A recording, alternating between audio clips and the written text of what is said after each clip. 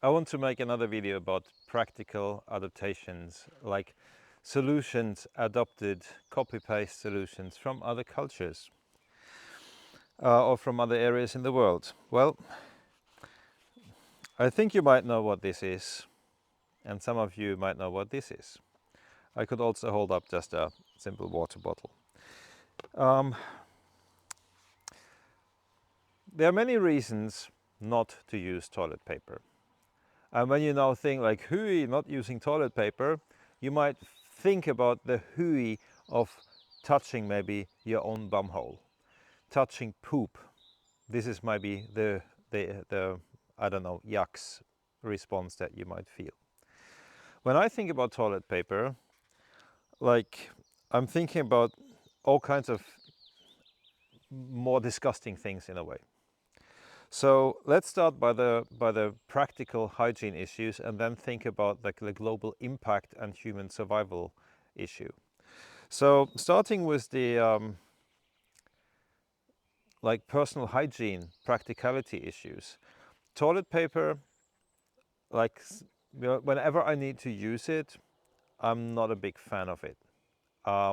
It falls apart. It's gets stuck to your bum hairs, and it doesn't do a good job. It really doesn't do a good job. Like, and if you would have like suddenly, like imagine somebody would put poop on your hand or poop in your face. Would you just use paper to rub it off, or would you get a proper wash using water? See, that's the thing.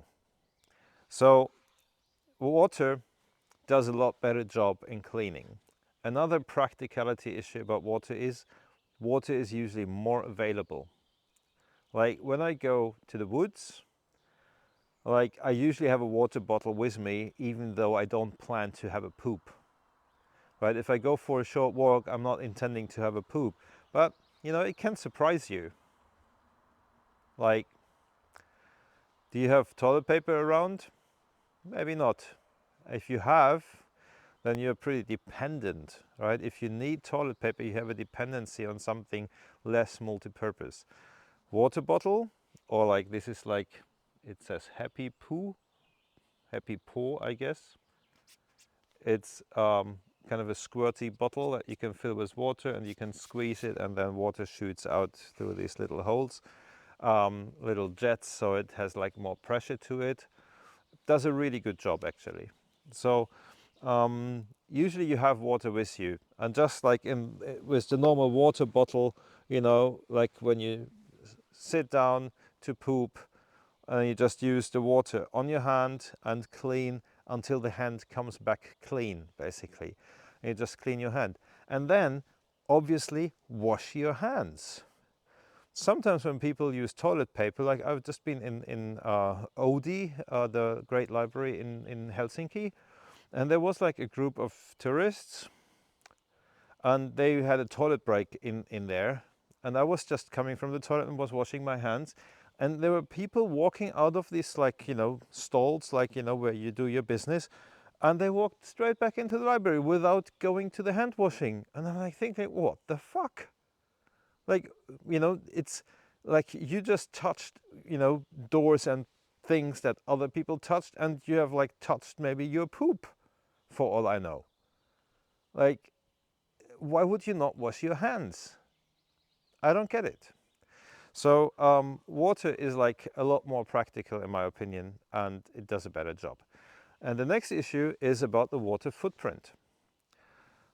Like you might have heard about water footprint, and we have two water footprints. Like we have like, the one that you can see, right? The one that goes through your water meter if you have a water meter, the water that you touch, the water that you drink, consume. This is the, I don't know, maybe primary water footprint. I don't know how it's called.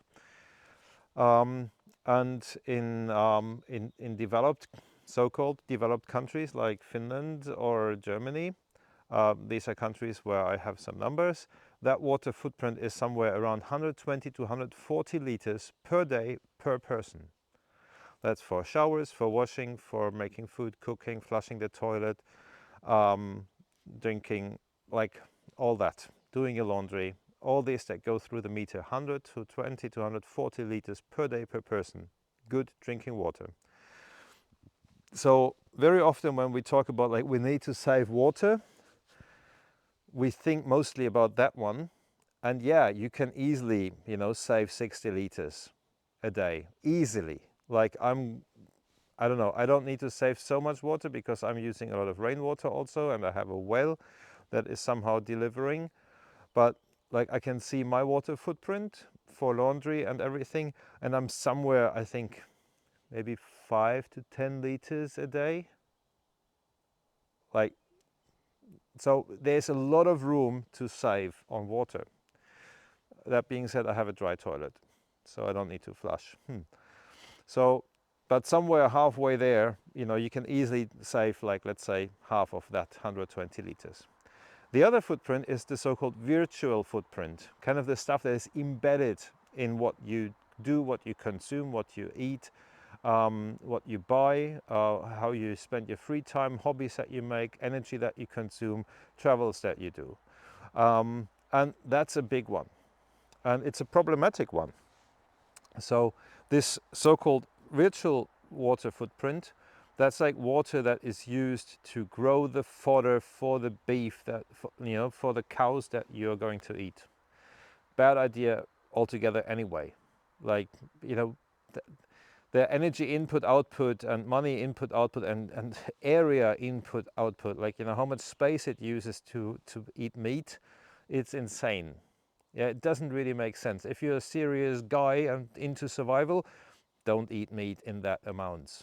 Like maybe on the weekend something organic, right? Something high quality, where you know the name of what you eat, of who you eat. So anyhow, the water footprint of these like products, right? The water that is used to irrigate the farms, the water that is used to cool the power plants, the energy to make the energy that you consume, the water that is used for making a t-shirt. That's like thousands of liters just to make a t-shirt.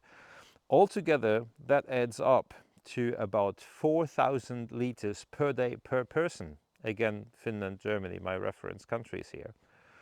4,000 liters around per day per person.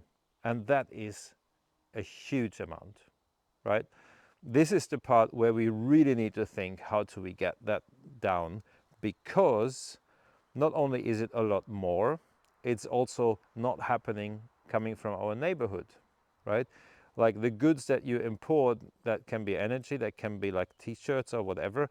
If you still buy new stuff, that requires water to be produced, to be transported, and all, like to be brought to you. So, and that water that comes from places where we might not have so much water as we have here with the big lakes, right? So when you think about like, I don't know, the avocados that you can buy in a Finnish supermarket, like how insane is that? I mean, not local, not organic, not seasonal, and you can still buy it here all year round.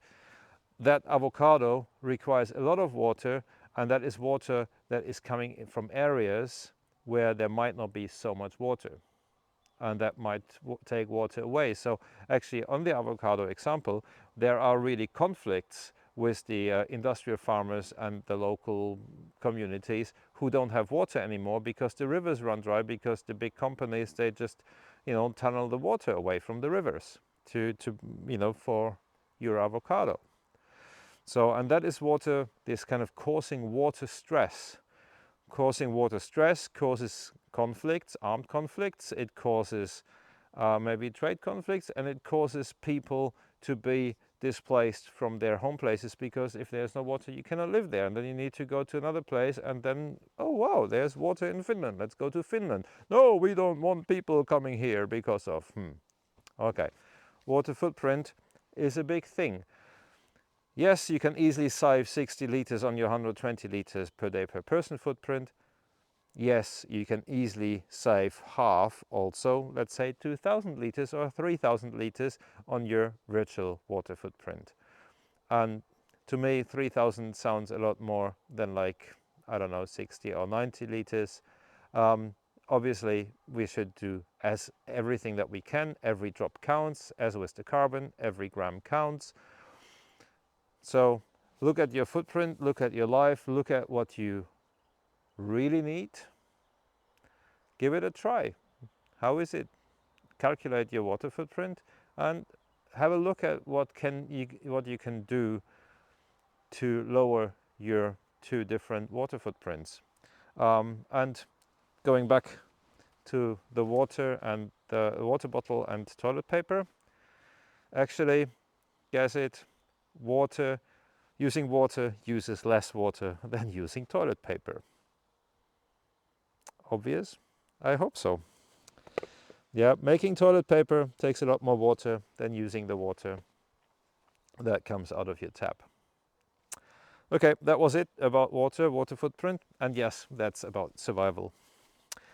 Thank you for tuning into my channel. Thank you for subscribing, sharing, liking, and most importantly, thank you for commenting, interacting, and maybe sharing the content of the video, not necessarily the video itself, but the content. And if you have any questions, put it in the comments. Thank you, have a good one, bye bye.